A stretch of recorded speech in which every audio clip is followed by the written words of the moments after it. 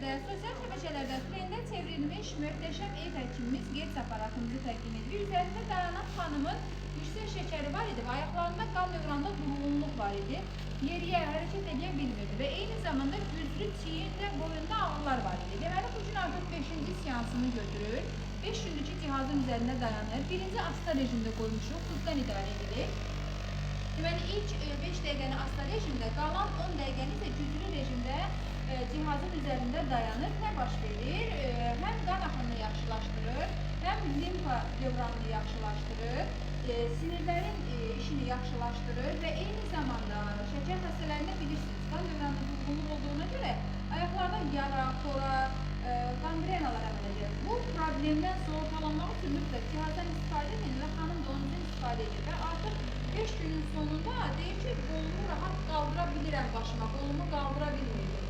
Növbəti videoda